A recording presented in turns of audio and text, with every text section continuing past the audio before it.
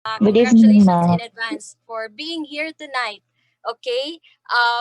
Nako, napakagandang topic po ito. This is the basics of stock market and mutual funds investment. And it's special because ang speaker po natin tonight, napakagaling po na speaker. Isa po ako sa living testimony, or isa ako sa na-produce niya, okay, as a trainer. So kung hindi dahil sa kanya, wala po ako dito sa IMG. So sobrang dami pong magandang bagay na naidulot niya, and especially sa information na binigay niya sa akin. So again, I'm not your speaker for tonight.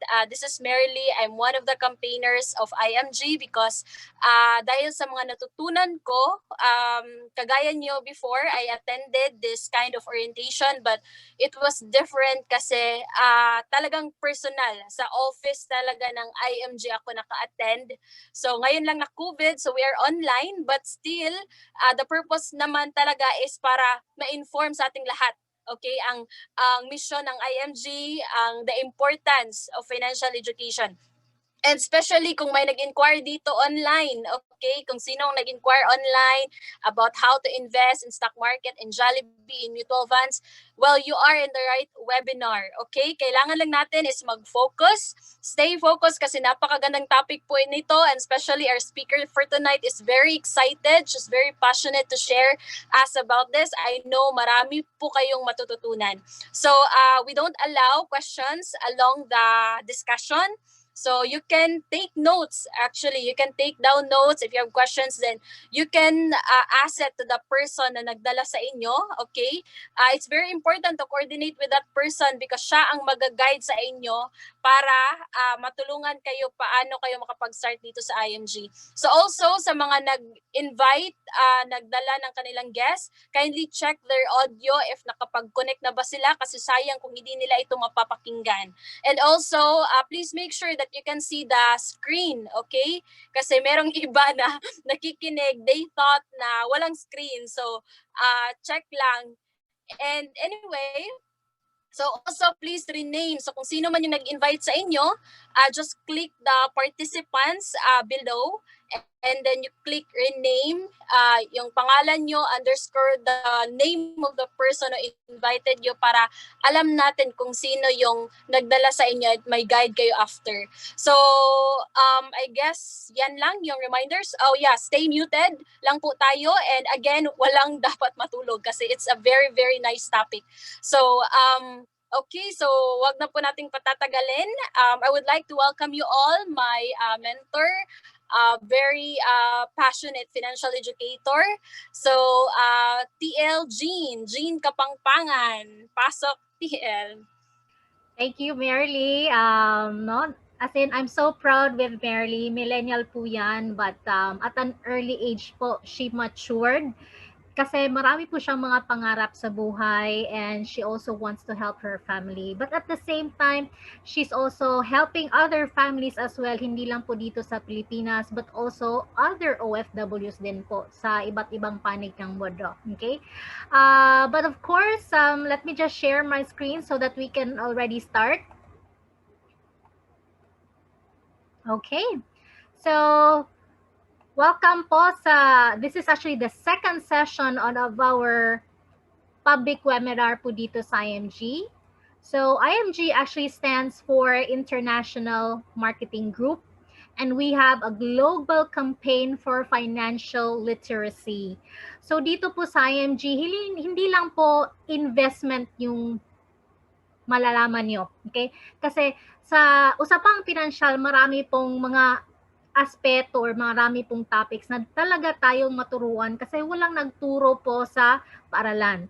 But there is a law, actually two laws, yung Republic Act 10679 and 10922 po, promoting and also supporting our mission. Kasi dito sa IMG, as a financial brokerage firm, we've been doing this for almost 25 years na po. Okay? So kaya nga dito sa IMG, particularly, we have a campaign na 30 million by 2030 na Filipinos ang maturuan. Bakit po ba? Kasi Philippines is over 110 million. And we are also an OFW factory, but bakit mahirap pa rin? And this explains po, no? Kasi dito sa Pilipinas, kami lang talaga ang nagturo paano at ano ang mga solusyon in terms of our finances. Okay? So why do we do financial literacy? Kasi po, marami pong aspeto. But I'd like to also introduce myself po kasi I'm a senior marketing director dito. But I came from a psychology perspective, no? 18 years in psychology, whether clinical, yung mga bata or mga children in conflict with the law, sa corporate world, human resources, and even consultancy. And I even was part of the leadership ng BPO. Pero it doesn't matter kung anong estado ng buhay natin. Kasi kung hindi tayo knowledgeable in terms of our finances, wala pa rin, no? Kahit gaano po kalaki yung project, kung waldas talaga tayo, talagang mawawala. And I was that person. I was a member back in 2010, but iba talaga if knowledge without execution. Kaya nga, I suggest, that's why sinabi po yan ni Merly kanina, bata po yan, no? To make notes, but what's really important is to really take action. Don't be like me po, because that's one of my biggest regret, that I did not execute right away.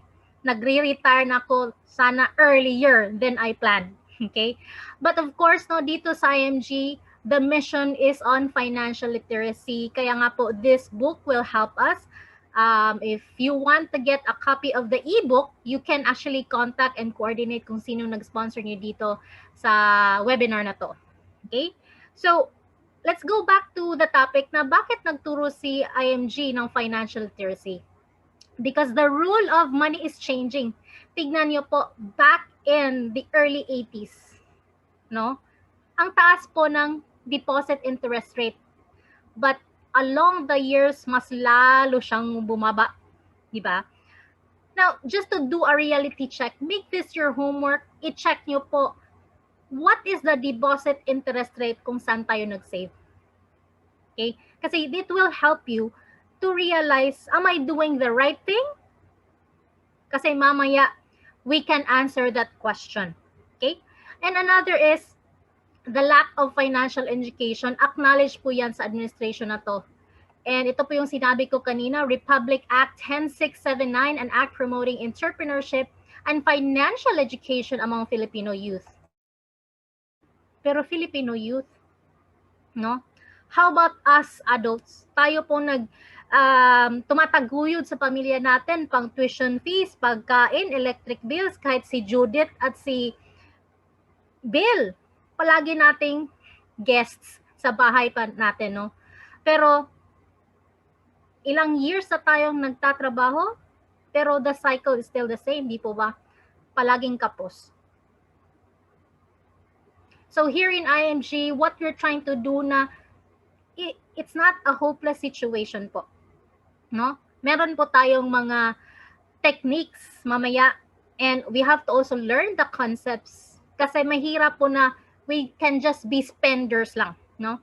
We've been spenders all our lives, master na natin yan, but becoming a saver investor, di ba, panibago siya. Okay? And we have this law, pero at the same time, ito po ang score natin. The average Filipino was a financial quotient of 53%. Di ba nakakaya? When in fact, in schools, yung score dapat is more than 85 or 80 something para proud tayo. Pero kahit yung 75%, pasang awa na. Lalo na tong 53%. So that really explains, mahirap pa rin tayo. And another then is, we are living longer today. Bakit? Kasi marami ng mga, we have better lifestyles in terms of mga vitamins at mga gamot, nandyan pa rin. But still, we have this crisis, yung retirement at healthcare crisis. No? Marami pong mga retirees, palagi lang pong nanghihingi sa gobyerno. No? May magsasabi dyan na, okay lang kasi may PhilHealth ako, may SSS, may GSIS. Pero nakita po natin yan, hindi sapat. Kasi yung 10,000 natin dyan sa SSS or GSIS, alam natin hindi yan kasya. Kasi yung sweldo natin ngayon, kapos na nga, di ba? Sabihin natin PhilHealth, pero pagdating sa hospital, manghihingi pa rin ng down payment. Do we always have that amount, yung down payment na yan? Kaya we have to think all these things kasi ang hirap na tatanda tayo tapos maging pulubi. When in fact, we have that income for so many years. Ano yan? 40 years? Tayong productive. Pero di po tayo kailangan maging aabot. No? We gotta learn from the mistakes of other people po kasi ang saklap na maghintay pa po tayo when it's already too late. No? I'm sure you don't want to be a burden sa families natin kasi breadwinners tayo eh. Di po ba? And even if we are saving now, high cost of living. Every year, meron tayong inflation, kakainin yung sweldo natin sa inflation. Di ba? Napansin nyo? If you're living in the Philippines right now, pero siguro mga pamilya natin, sa mga OFWs natin, nagbabalita din na ang mahal na ng bilihin. Yung dating 1,000, marami tayong mabili, di ba? But now, ano ba yan? 2 kilo ng baboy. May gulay, pero ang mahal na din. Mas lalo na sa isda, di ba? And not just to mention, kahit i-budget natin yan, magkano yung daily rate natin kung saan tayo nagtatrabaho. Tapos, ano ba ang budget pagkain? Pero hindi lang pagkain yung iniisip natin. We still have needs. Kung meron tayong anak, mas lalo na talagang marami tayong dependents at marami tayong expenses, dito ba? Kaya nga po, a lot of families who are not ready, they become mababalot talaga sa utang. Okay? Which is why here in IMG po, we know that money without financial intelligence is money soon gone. Kaya nga po, I'm glad that you're here because that means you're trying to step up and meron tayong direksyon. Di po ba? Here in IMG, turuan po tayo ano pong mga strategies, ano po yung mga techniques, ano po yung mga concept na how to really become an investor in the legitimate way. Kasi if you are in IMG, the search is over talaga. Okay? So, of course, we will show you the basics of stock market and mutual funds investing. Kasi alam po natin, we cannot afford to work forever. So we gotta start having other sources of income kasi ang daming expenses, tapos isa lang source of income. So imbalance siya. Okay? So let's look at building long-term investments. Okay? So when we talk about investments, talaga long-term yan. Wala pong short-term talaga na investment because that's not how money works. Okay? So that's why we should learn to understand how money works para hindi po tayo ma-scam. No? 2019 was the year of scam. Pero maraming taong ma-scam kasi ayaw mag-aral. But I'm glad that you're here kasi you will be protected. Ano po ang mga concepts? Ano po ang math to protect us against scam? Okay? So, what should we know first? Alamin po natin ang two types of income. One is itong active income. Yan talaga familiar tayo. Kasi income from our direct labor. Di ba nagtatrabaho tayo, tapos we get a salary. Yung si doktor nga, may pasyente. Dapat may pasyente para meron siyang mga professional fees.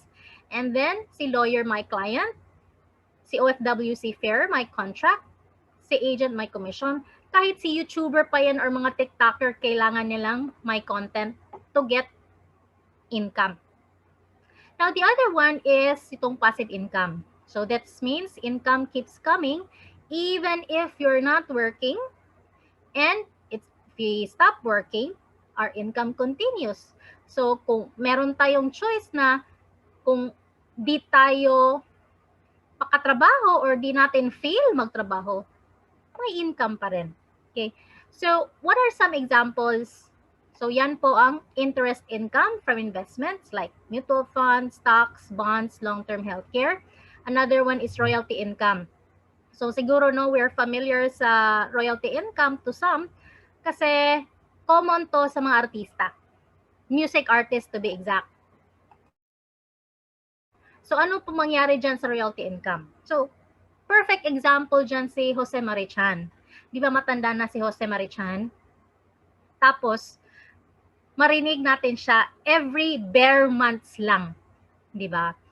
And every time tumutugtog yung, whenever I see girls and boys, ayun, nagkaka-income si Jose Marichan. Every time tutugtog yung kanta niya. Kahit wala na siyang bagong kanta, but every time tutugtog yan, magkakapera po siya at ang pamilya na. Pero dito sa IMG, turuan po tayo na di kailangan maging artista to have royalty income. And then another one is yung rentals income, yung pang-apartment, di ba? Mga boarding house na dyan. So, these are just to show you and to remind us that we have choices, no? To have other sources of income. But di kailangan na mag-rely lang po sa active income, whether sweldo yan or negosyo yan. Kasi we do not just work hard for the money. We should let our money work for us. Pwede pong patrabahuin yan si pera. Kung sabihin niyo, magtrabaho ka nga, pwede po yan. No? So ano po talagang gagawin yan? Letting money work for us. So ito po una nating intindihin.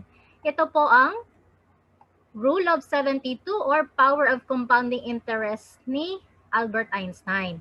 So si Albert Einstein, hindi lang po talaga siya sa physics, nandito din sa personal finance. So ano po yung Rule of 72? It's dividing the number 72 by the interest rate of our savings or investments. It will give the estimated number of years it will take for our money to double. Okay? So example, no?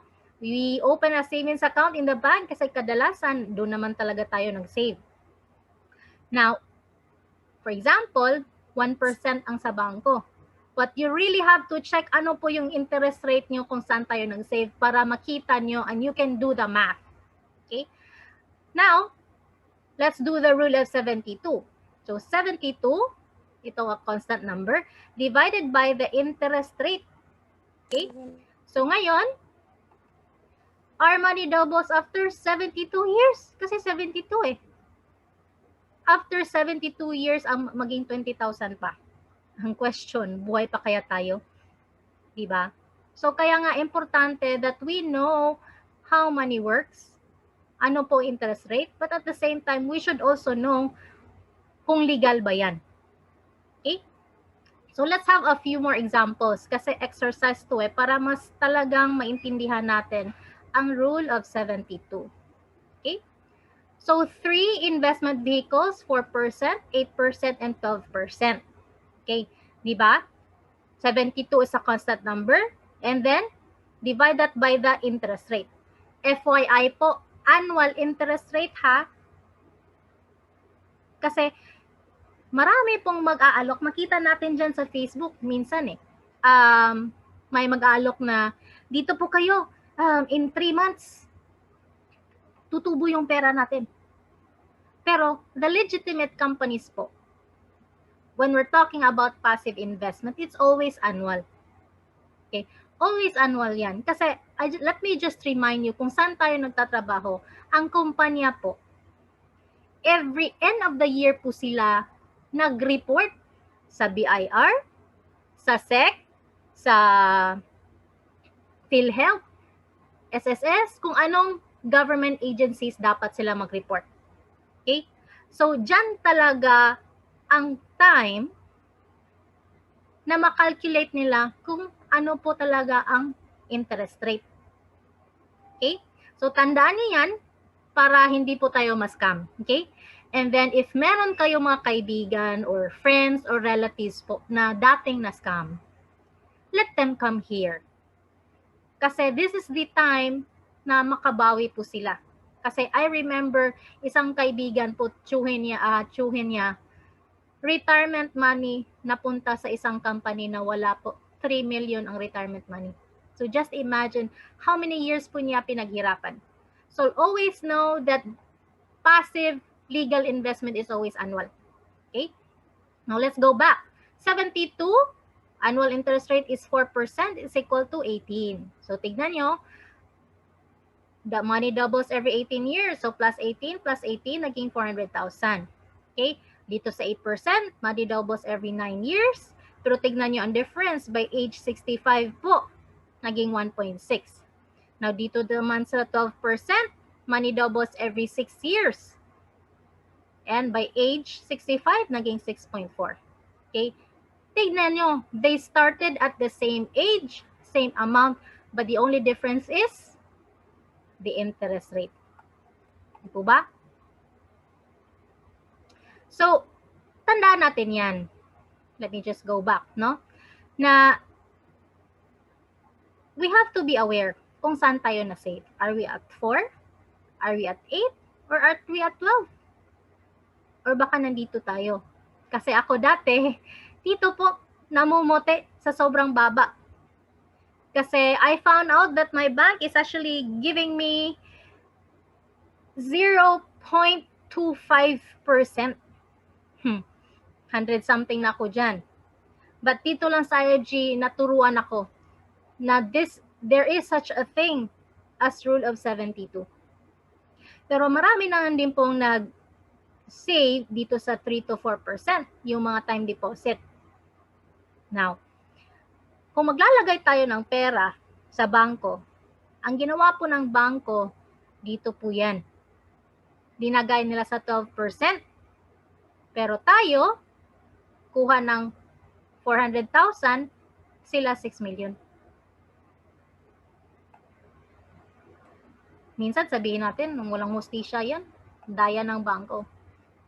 But really, sila po are financially educated for so many centuries. Pero tayo, ngayon lang natin to alam. Diba? Because this is the only time na we give ourselves a chance. And I was that person also back then. I did not give myself a chance, but buti na lang it wasn't too late for me. Okay? We should invest and save kung saan nag-invest ang bangko. Diba? Now, let's check our options kasi I'm sure marami din kayong questions, no? Kasi si bangko nakakuha ng 6 million. But tayo, ordinaryong tao, how do we do that when in fact individual tayo, hindi corporation or hindi yan institution, di ba? So let's check our option. So how do we make the 6 million gaya ng bangko? Ito po, we can work the 6 million or we can let money work the 6 million. Okay? So kung tayo mag-work, how many years should we work to make 6 million? Kailangan mayroon tayong 200,000 per year na i-save. Every year yan for 30 years and we get the 6 million. Ano kayang mukha natin dyan, no? Ano kayang way of life natin dyan? May kakain pa kaya tayo? Matutulog pa ba? Meron pa tayong time for our family or mag-vacation? Pero how about let money work for us? Okay? So if we let money work, we can still reach the 6 million. Paano po yan? And it's true. Maglagay ng 100,000 at a 12% interest rate. And then after 36 years po, meron na tayong 6.4 million. Pero kung wala tayong ganyan, then we can probably do this. Maglaan ng 1K per month. After 36 years, meron na tayong 6.4. Di ba? So it's not hopeless for us. Kahit ordinaryo pong tao, then we can be part of this. Di ba? Pero kung nagmamadali kayo because you want to retire early and pagod na kayo sa maging empleyado, then work hard and combine yung 1 and 2 na yan. So you can retire early. Okay? So let's try to do this kasi there are different ways how to make money work for us and paano yan i-apply. Okay? So let's compare again, no? So if tayo ordinaryong tao, normally, magdi-depositor tayo sa bangko, di ba? May savings account. Pero sa bangko, meron siyang government securities, commercial papers, stocks and equities, retail loans, real estate. Diyan nakalagay yung perang pinaghirapan natin. Kuha siya ng 12%, sa atin, 0.25.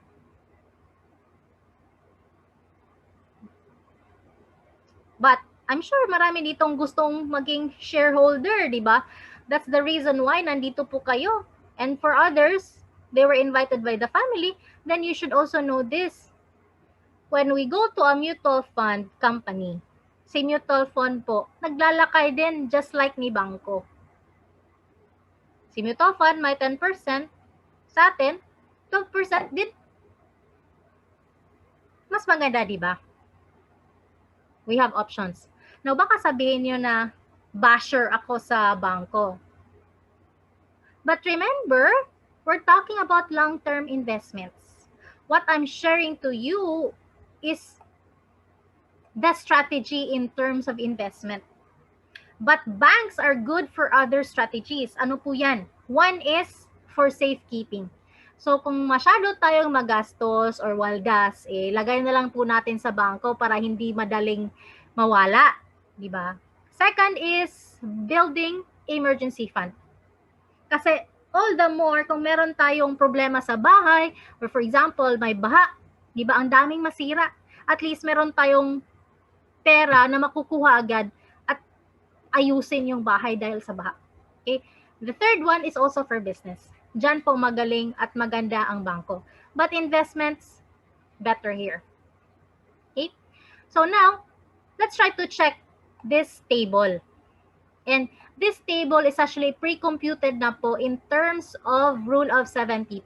Dito din natin malaman na with the Rule of 72, paano natin gawin at makuha ang mga dreams natin.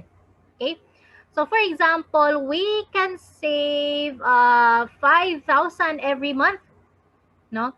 Then compare it with the 4% and 12% interest. Now let's look at if we save consistently within 5 years, after 5 years, sa 4% meron tayong 331,490. Sa 12%, it's 401,710. No? Pero I'm sure marami ditong more than 5 years na nagtatrabaho. Di po ba? So let's check. Dito sa 10 years na, sa 4%, 736,250. Dito sa 12% is my 1.1 na. Let's ask ourselves talaga na ilang years na po tayo nagtatrabaho. At ilang years na din tayong palaging nag-postpone. Kasi sana meron na tayong ganito. Rule of 72 yan eh. Albert Einstein, you can actually verify this online. Now how about 20 years? Dito sa 12%, meron ng 4.5. How about 30 years? This is retiring age, nag 15 million na. Lalo na kung mang-retire. 27 million. But you don't have to go to retirement. Kasi marami po mga pamilya, what the wealthy is doing, like yung mga Aboitis, mga Ayala, ito po na-master na sa pamilya nila to. No? Kaya nga, bata pa lang, at 20 years old, meron ng ganitong pera. 30 years old, meron ng ganitong pera. Pero tignan nyo, 5,000 lang yan. If you want to accelerate, kayo na po ang bahala, no? Kung magkano ang i-save nyo. But this is to let you know that you have an option. And if you want to break the cycle of poverty in your family, then you start it with your family at sa anak natin. Kaya nga, pwede dito na pang-education, pambahay, pwede na ito. Kayo na po ang bahala. Basta, right now, we're showing to you ano po ang strategies. Okay? So, screenshot this for your reference. Kasi, later on, you will use this talaga when you're trying to do projects na hindi po tayo maghihirap. Okay? Kasi, I'm sure, we don't want to focus yung utang. di ba? We want to focus how to become an investor or a saver investor. Then this is our future. Okay? So now, balik ko, kasi yung mga 12% yan, pera po ang nagtatrabaho dyan. Hindi lang po tayo, di ba? Ang ginawa lang natin, naglagay, put and put lang. But to know all these things, we have to know where it goes, di ba? So kaya nga po, marami po talagang tao na minsan natatakot. Sabihin na, legit ba to? It's normal. Kasi we have to know ano po ang the higher the risk, the higher the yield. No? So the higher the yield, the higher the risk. Kasi we have to know, kilalanin po natin sarili, know your risk tolerance. Kasi marami po talagang tao na papasok pa rin sa scam kahit alam nila mawawala yung pera nila. So they are risk takers. Pero dito sa IMG po, it's not about risk. It's about taking care of our hard-earned money. Kasi no matter how excited we are, mawawala yung pera na yan, masusunog yan kung hindi natin alam ang ginagawa natin. No, that's actually respect for our hard work. Okay? Kaya nga po, we have to let you know na sa sino mang gustong mag-stock market dito, that the best way to reduce risk if you want to invest in the stock market is to invest in mutual funds, lalo na newbie. Okay? So sa mga bago, you have to remember this kasi hindi lang po feelings ang dapat i-pay attention natin. We also have to check our technical knowledge. Kasi medyo technical yan eh. But risk tolerance din tingnan natin.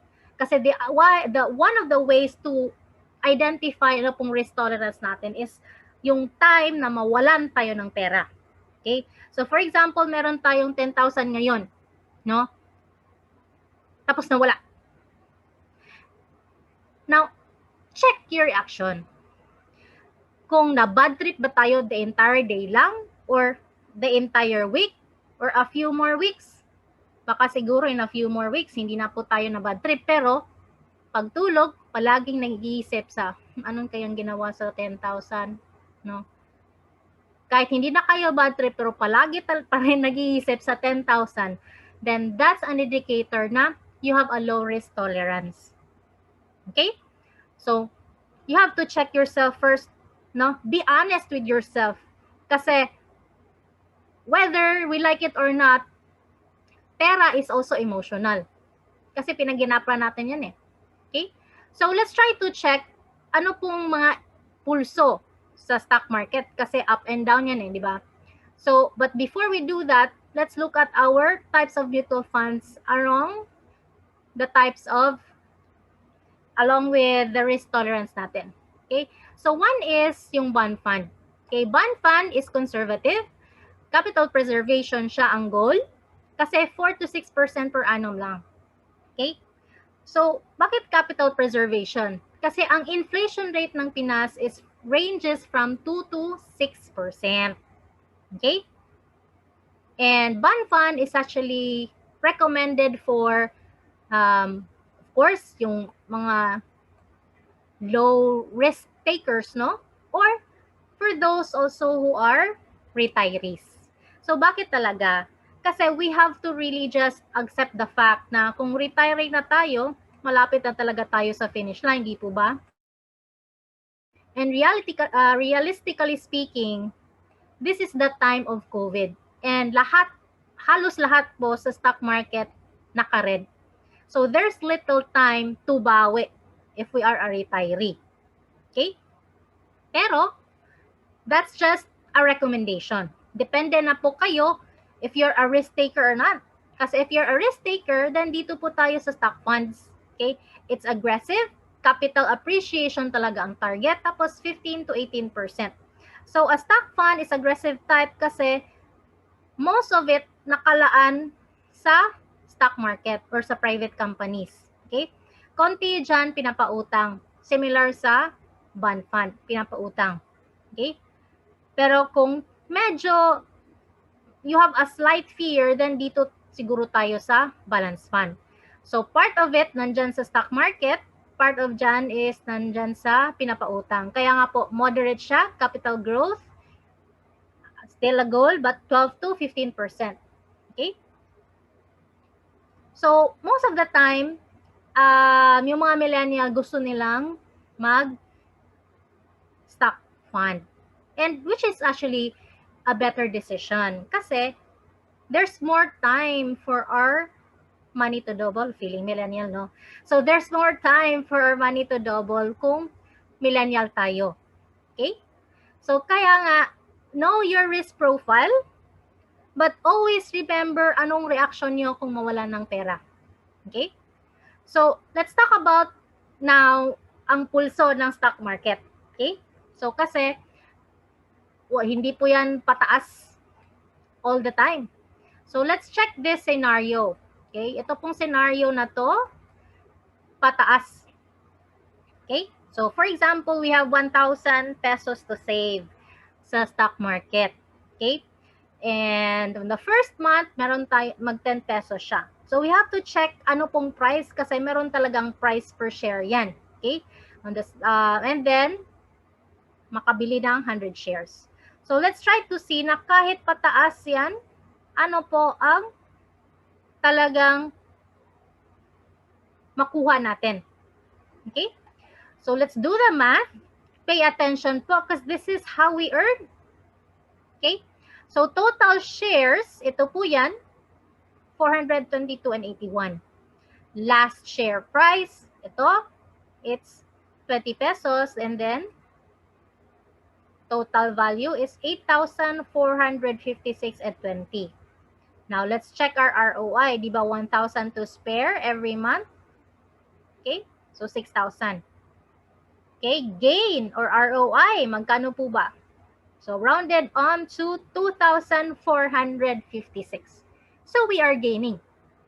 Pero hindi lang po yan ang trend ng stock market, di ba? So, let's check another scenario. Ano po yan?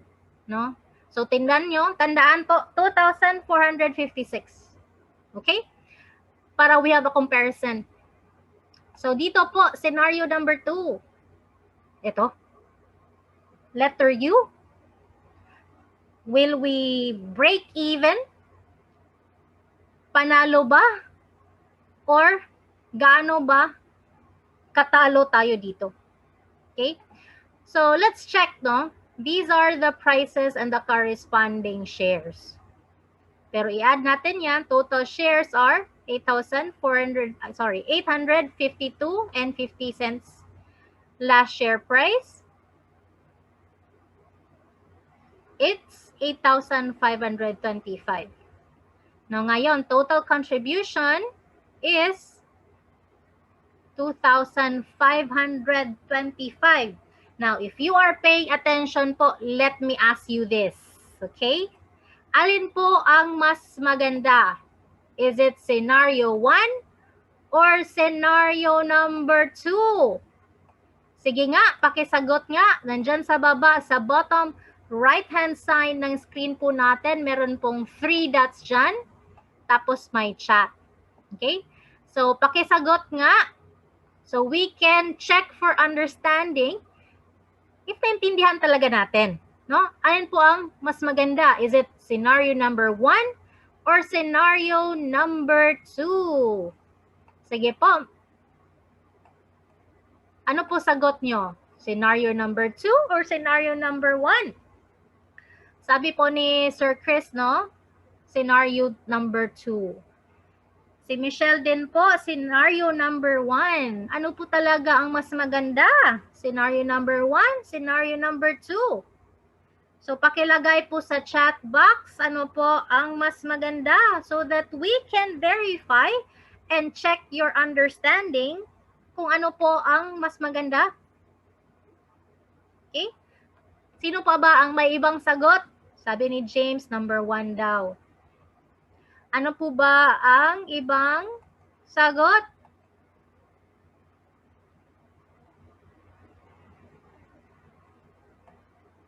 Sabi ni Maricel, ano po daw? Number 2. Ano po ba yung ibang sagot? Si Ma'am Mercy din, number 2. Okay, thank you guys for your participation. Actually, ang mas maganda, scenario number 2. Kasi kanina, ang scenario 1, 2, 4, 5, 6 lang po ang ROI natin. Pero tignan yung scenario number 2. It's 2, 5, 2, 5 po. Okay? So, kailangan talaga nating mag-aral dito and really pay attention. But ako, I also made mistakes kasi hindi po talaga ako magaling sa math. No, kinder pa lang 0 yung math ko. But dito sa IMG, I can catch up. Kasi dito sa Community and Savers and Investors, ang sistema po ni IMG is program na po na kahit we are slow in math or mabilis sa math, we can really learn. Okay? So, in the beginning, nag-struggle talaga ako kasi hindi ako magaling sa math eh. But later on, naturuan talaga ako na ito na, no? Nagyayabang na, naging speaker na dito. Okay? But of course, no, we're just talking about scenario 1 and scenario 2. Let's try to look into scenario number 3. Ano po yung scenario number 3? Ayan. Yan po si scenario number 3. And this is our situation right now. Kasi na-COVID po tayo eh. And our economy is now recovering kasi may vaccine na. Di ba? So let's try to check if in this scenario, are we going to lose? How much are we losing? Are we gaining? Are we break even? Okay? So let's do the math. Okay? Last year, total shares is 2,550. Last share price po, it's 5 pesos. Okay? So again, we multiply. Total value is 12,750. And now, ano pong ROI natin, no? Magkano po yung kanina di ba, was 2,556, di ba? So, scenario 2 yun. Eh ngayon, si scenario 3, ano po ba ang ROI natin?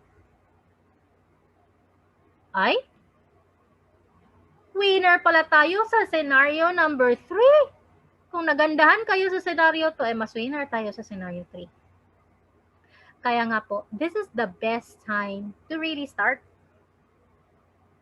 Okay? But this is just the basic lang po. No, if nagandahan nyo to na marami palang iba't ibang scenario sa stock market, then there's more for you here. Kasi this is just an introduction sa stock market and mutual funds investing. But there are more ways to earn, hindi lang po sa stock market and mutual funds. Okay? Now, in terms of question, meron akong question. Alam ba natin, na-predict ba natin si COVID? Kailan darating? Na-predict ba natin?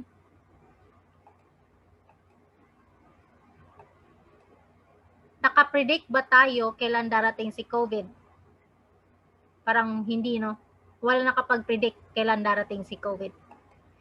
So, kaya nga po, we should actually know, and this is why I'm presenting you this data, na every decade po, meron talagang crisis, no? Pero tignan nyo anong trend, no?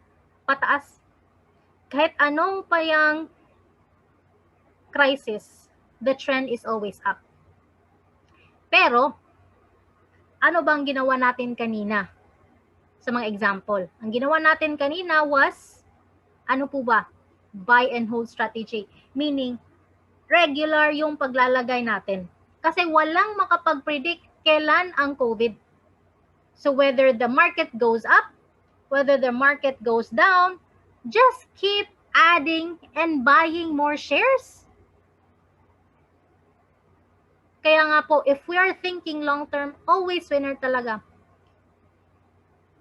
Okay? Because you know how money works already. Pero if we are still impatient, I tell you now, mawawala pa rin yung pera natin. Kasi, paragi tayong nagmamadali. Kasi we are spenders eh. We are trying to spend. But the question there, Are you investing on assets or are you investing on liabilities? Okay?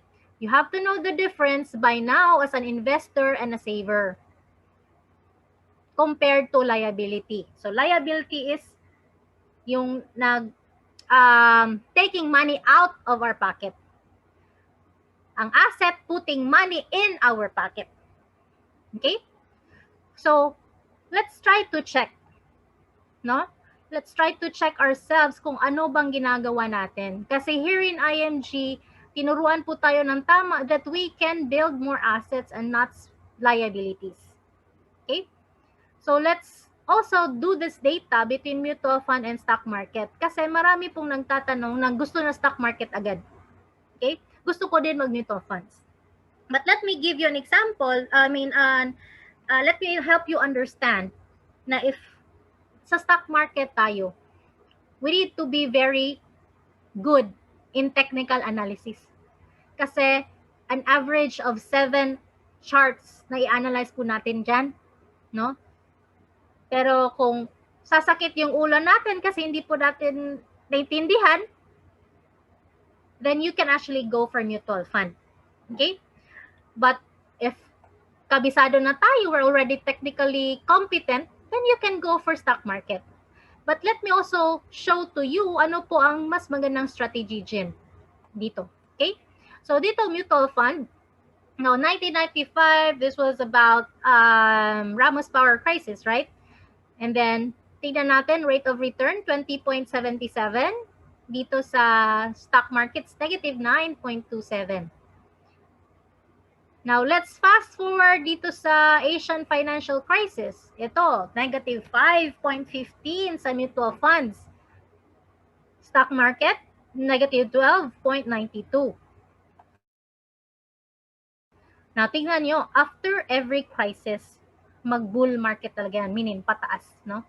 Pero tignan nyo, pagdating ng 2008, this was US recession. Okay? Dito sa mutual funds, negative 40.71. Dito sa Philippine stock market or Philippine stock exchange, negative 48.23. Okay, but in the long run, ano po ang mas maganda? Spot the difference. In a long-term basis, mas maganda pala si mutual funds. Tingnan nyo, 22%. Philippine stocks, 12%. So, just like you, no? Akala ko stock market ang mas maganda. Pero si mutual fund pala ang mas maganda, no? So, just to give you more ideas about mutual funds. Kasi mutual funds po, kahit sinong investor, whether you're an individual or company, maglalagay po tayo, marami po tayo dyan, no? Pupunta sa fund house or si mutual fund company. Sa loob ng mutual fund company, meron pong fund manager, and meron po siyang team na mga analysts, mga researchers, mga statistician, yung mga magagaling sa math, no? Magagaling sa analysis, no? Sila magbabasa sa charts dyan. And they do it every day, no? So sila po mag-identify, sila pong titingin ano pong magandang kumpanya dyan. Si BDO para maganda yung dyan tayo mag-invest. Ito yung mga factors, kaya gumaganda si Ayala, mas lalo pa yung gaganda. Sila na po ang titingin dyan. And just so you'll know, and I'll also remind you na hindi lang sila sa stock market naglalagay. Kasi they also have another source, si bonds. Kaya nga winner din sila. Kasi dalawang sources ang kinuna nila. Hindi lang sa stock market. Kahit si gold po, mga other minerals nandyan din. Okay? So sila, nag-trade, kukuha ng interest sa mga pinapautang, and then whatever income they generate, babalik yan sa atin. So kaya nga kanina, di ba, meron tayong mga example, yung 12%, 15%, di ba? So for example, si Miss Maricel, meron siyang 150,000 nakalaan dito. So anong 12 or 15% dyan na generate, makukuha niya. No? So for example, kung meron ding 100,000 si James, So anong 12 or 15% sa pera niya na growth, babalik sa kanya. Kung ako, ordinaryong tao, 5,000 na yung maka-afford ko, pwede. And whatever is the 12% sa pera ko, makukuha ko. So yan po ang kagandahan ng mutual funds. And this is the much better picture. Kasi si SSS invested, magkano? 3 billion. You can see this on the SSS website. 3 billion. Eh kung tayo natatakot sa 50,000 ko, baka mawala yan. 3 billion nga. Si SSS natatakot, tapos maraming umuutang kay SSS. Eh ito mas malupit. Si GSIS, magkano ininvest niya nga? 1.13 trillion. Can you imagine yung 1.13 trillion? Ako hindi po. Masyadong mataas, malaking pera yan, no? Parang nakabahan ako sa anong magawa ko dyan, no? So, but if you are here in a community of savers and investors, turuan po tayo how to allocate and make it grow. Kung ambisyosa tayo, we want to pass on wealth to our children, yung apo natin, then go ahead. Kasi pwede po mangyari yan. Yun po ang ginagawa ng mga Ayalas, mga Aboitiz po. Kahit the C's, yung mga SM, kasi third generation na yan. Kasi nangunguna si Henry C. Pero yung mga Aboitiz, mga Ayala, ilang generations na po yan? Matagal na po. No? Pero tignan nyo, kahit anong disaster sa pamilya, matatag pa rin. Walang pulubi sa pamilya nila because they've mastered the rule of 72. They are financially educated. Kaya nga po, dito sa mutual funds, maganda talaga. But this is the beginner po. Now, if you are a beginner, familiar na po tayo, bago tayo, you can do this. You fractionally manage. Parang kayo, no? Magaling kayo sa trabaho niyo. So, that's why you are a professional. Kayo na din nagtatrabaho. Di pa tatrabahuin na lang natin yung mga fund managers na yan. Di ba? And then, potentially higher returns. And low capital requirement. Di ba sabi ko kanina, pwede ako mag-start kahit 5,000. And then, tax exempt. Ayan, makita mo yan sa BIR website talaga, no? Na protected talaga ang mutual funds. And safe and transparent. And then, instant diversification kasi hindi lang kumpanya, hindi lang pinapautang. Pero kahit minerals, nandun din. Okay? Now, let me show you something. Si PhilEquity, this is a mutual fund company, no? One of the partners of IMG. Tapos, this is a data back in 2009. Baka sabihin nyo, bakit? Ang tagal na yan, 2009. Because I'm trying to show you na ganyan po katatag ang mga partners natin. In fact, PhilEquity was started late 90s.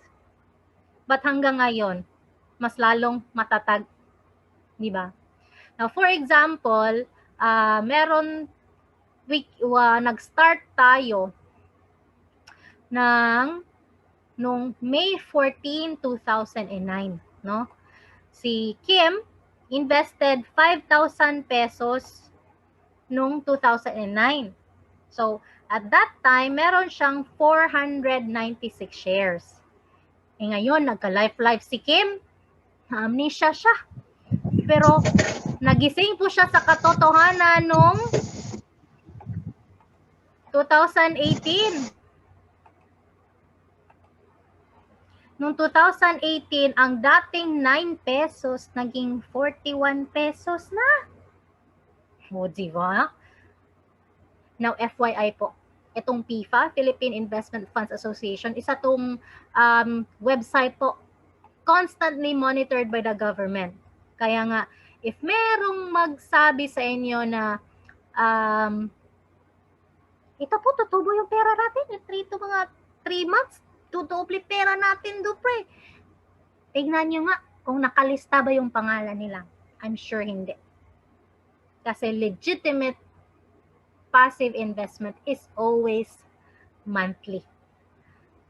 So, but FYI, because here, you become your own money manager dito sa IMG. We're into financial literacy, kaya tinuro namin to para alam nyo din, no?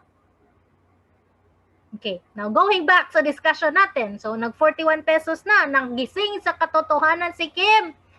No, yung dating 5,000 lang na pera niya, nung 2018, magkano na pera niya? Naging 20,000. Di ba? So, magkano po ang gain niya? 15 pesos. Pero, one time lang siya naglalagay, no? In 9 years. Tumubo ng 34.8%. Mas mataas pa sa example natin kanina. So, for example, nag 5,000 siya every month. Multimillionaire na sana si Kim. Pero at least,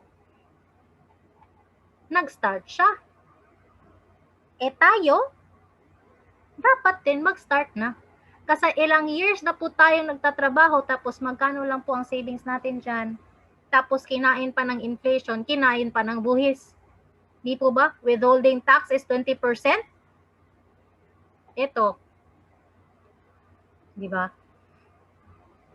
So which is why it's mayroon talagang lamang ang may alam. Now, for example, dito sa mutual funds sa stock market, if franchise sila po tayo, di ba mag-require ng 30 million, minimum lang po yan ng 30 million. Kasi nagmahala na po, tumataas na po yung mga commodities, including real estate at sa construction. Di ba? You can become a shareholder with 1,000 lang. Noong 2013, for example, nag 100 per share. 2014, 180 per share. 2015, 200. 2016, 200 per share. Noong 2018, 283 per share. Pero kung nasimulan na natin yan back in 2013, we can have a minimum of 283,000 ngayon. Na hindi tayo ang naghihirap, si pera po ang nagtatrabaho. Pero magkano lang po ba ang nandyan sa account natin? Savings natin. Kaya nga po dito sa IMG, we also have to know our priority, no? If we just keep spending, we will not become investors. Okay? And these are the core principles po, core steps ng ginawa ng every veteran investor, no? So, dapat mag-copy-paste din tayo sa mga best practices nila. So, kung meron tayong short-term care sa kumpanya natin, dapat meron din tayong long-term care. Kasi kung ayaw na natin magtrabaho, gusto na natin magnegosyo or mag-retire na tayo, at least, kung magkakasakit tayo, meron pa rin sasagot sa bills. Second is, we should also have life insurance kasi sa ilang years po tayo nagtatrabaho. Of course, that's always for our family, di po ba?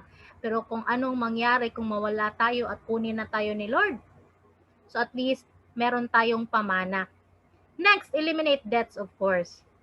Maraming mga Pilipino no, nabalot sa utang, but we have to slowly eliminate that kasi yan po ang papatay sa income natin.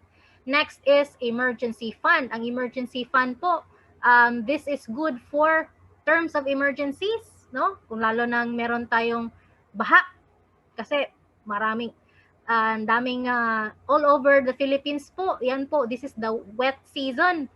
So kung nagbabaha, at least meron tayong 3 to 6 months worth na amount nandyan po sa ATM. Okay? And then last po palang investment. Bakit po? Kasi kung investment lang, isang sakit mawala. Yan. Possible ding ma-freeze account yan. Kasi ang process po ng investment is si account holder lang talaga ang pwedeng makakuha. Okay? So, that's why this is a step-by-step po para we can protect our family from disaster. Na kahit anong lindol or bagyo man, matatag pa rin. Okay? And then, of course, we're going to share you that if we are in a traditional setup, no, tayo po maghahanap ng investment, mutual funds, healthcare insurance. And I was this person. Ang nangyari, bank agent broker will earn commissions from the product you buy. Yan ang nangyari ko sa friend ko. But I was not learning Walang nagturo sa akin kasi brand ang tinuro nila eh. But here in IMG, ang tinuro, anong napansin nyo? Concepts. Concepts ang tinuro natin para unbiased ang pagtingin natin na kahit anong brands na lalapit sa atin, alam po natin anong gagawin. Okay? But if you are in IMG, and I'm so glad I'm here, kasi na-bypass po yung middleman. Naturuan talaga ako, no? And I have access to the financial companies. Discounts? Ito magaling, discounts. And I become my own money manager, no? Di ko kailangan ng agent kasi bypass ng middleman. Di mo kailangan ng agent kasi turuan ka na ni AMG kung ano po ang mas maganda. And siya na din po ang naghahanap na ano po ang sulit sa bulsa at sulit na gagawin. Kasi hard-earned money yan eh. Di po ba? And these are our partners.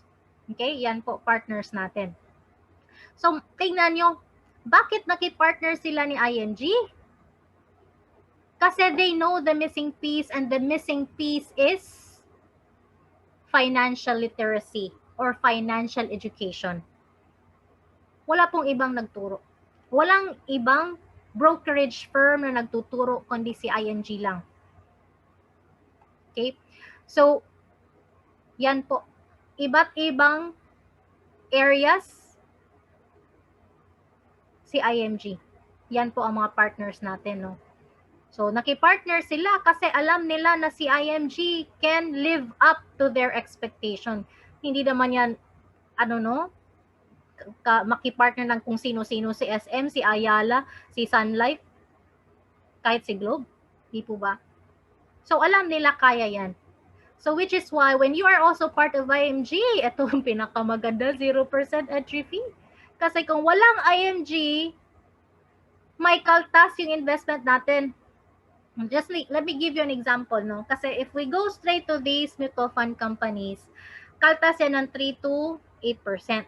But let's say, for example, meron tayong 30,000 na malagay natin this month. Ano po ang 3% ng 30,000? Di ba? 900? What if the following month pwede tayong maka 30,000 na naman? So that's another 3% na kaltas. What if kaya natin the entire year? 12 months po. So 900 times 12, magkano po yan? That's around almost 11,000, di po ba? Malaki na po yung 11,000. Pwede ko na yung mapalago dyan sa mutual funds. Kaya nga po, ganyan kaganda ang 0% entry fee.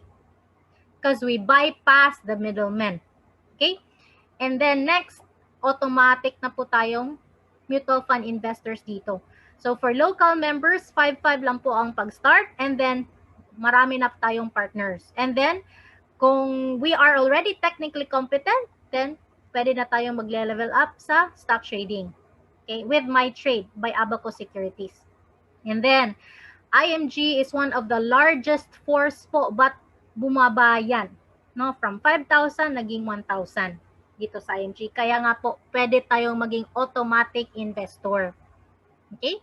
So here in IMG po, this is a community of savers and investors at wala pong iba talagang magpapayaman sa atin kundi tayo lang sarili. Diba? Kung hindi kayo naghahanap sa Facebook o sa internet, hindi mo talaga makita si IMG. But if you are part of IMG, marami na po tayo talagang discounts dito, no? Kahit yan, 30,000 na yan, ay nako. Yung iba, isang whole day module lang yan. Tapos ng yung 30,000, hindi pa tayo turuan saan mag-execute. Kailangan pang follow up. Tapos babayad pa naman sa mentoring program nila. But dito sa IMG, our mission is in financial education po. Kaya nga, this is already free. May free mentor pa. No? So, tayo lang po pipili dito kasi si IMG is a financial brokerage firm. Membership ang platform niya. Okay? So, para lang din yung Amazon Prime, pero the only difference is we are into savings and investing. We are not into spending anymore. Okay? So, all you need to do is to become a member para meron tayong access dyan. And ito na po ang portal natin. Marami na tayong benefits po. You can actually attend our level 1 po na webinar. So tanungin lang po yung sino nag-sponsor nyo para malaman nyo din kung anong schedule. And then, nandito na din po si MyTrade. Ito po si Mutual Funds. Okay? And just to show you that we've been promoting this financial literacy po, we are supporting the government in terms of nation building. Kaya nga po, dito sa Camp Crame, headed by Dr. Melcy, na-realize nila na mali palang ginawa nila, no? Kasi yung retirement planning nila, ginawa nila ng matanda na. Pero na-realize nila na dapat pala every time may bagong pulis, dapat nakapasok na sa financial education. Kaya nga, we are also educating the Army and even the Bureau of Fire. And then we're also educating our teachers as well kasi we're into financial education. Di ba, meron na tayong batas, pero sino naman magtuturo sa mga bata? Sila talaga. And we're trying to eliminate that 32 billion na utang sa mga teachers. So slowly and surely, we'll have more teachers na educated at magtuturo as a campaigners din. Okay? And then of course, our OFWs needs help. Kasi uuwi, maraming pera, pagbalik sa trabaho, nangungutang. Diba sa CLAP? And then, our new age of millennials po. By the time you are 18 years old, you can start, basta legal age, you can start na talaga in being a saver and investor talaga legally. Okay? Alright, so we here in IMG, hindi lang po sa Pinas ang tinuruan namin, but like I said earlier, we are an OFW factory, kaya nga we have to reach out to as many Filipinos as possible para po hindi tayo maghihirap ang Pilipinas, di ba? And screenshot nyo lang to para mag-umpisa na po tayo. Okay? Tapos na. And let me leave you this. If you are born poor, it's not your mistake. Hindi naman kasalanan nating parents, no? Kasi they were also not financially educated. But if you die poor at ngayon meron na tayong access online, dapat na talagang mag-start na tayo. Kasi ang hirap na we just have to keep working, tapos ang dami nating expenses. Okay? So just like me, I hope you learn from other people's mistakes po. Huwag po nating hintayin na tayo ang mag-suffer sa mistakes natin. Okay? So I hope you learn a lot, but again, this is just stage 1 in terms of investing. But if you want more, marami po tayo mga materials dito, but at the same time, ang mas maganda po, if you are part of IMG, palagi po kaming updated sa updates in terms of the Philippine economy, Asian economy, global economy, at anong trend po in terms of investments. Okay? Well, thank you po. Be part of this community and savers and investors para maganda po ang buhay natin moving forward. Okay? Thank you again and good morning, good afternoon, and good evening po sa ating lahat. Back to you, Merly. Okay, well, thank you so much, TLG. Thank you sa very nice sharing. Okay, and congratulations sa andito pa ngayon and talagang tinapos ang webinar. So again, congratulations for taking the early step or first step towards financial freedom. So masasabi natin first step because you attended here, especially talagang kapag ma-apply, di ba? Kasi nonsense naman kung sinayang nyo lang yung oras nyo tapos wala lang, lagpas lang siya tapos hindi nyo na-apply. So we should learn from TLG's mistake. As she said, isa sa mga regrets niya before is late siyang nag-start. So wag po natin hayaan na mangyari po sa atin yon. So I'm so thankful na talagang at early age na-introduce niya sa akin ang about IMG at naintindihan ko talaga yung about the importance of investing. So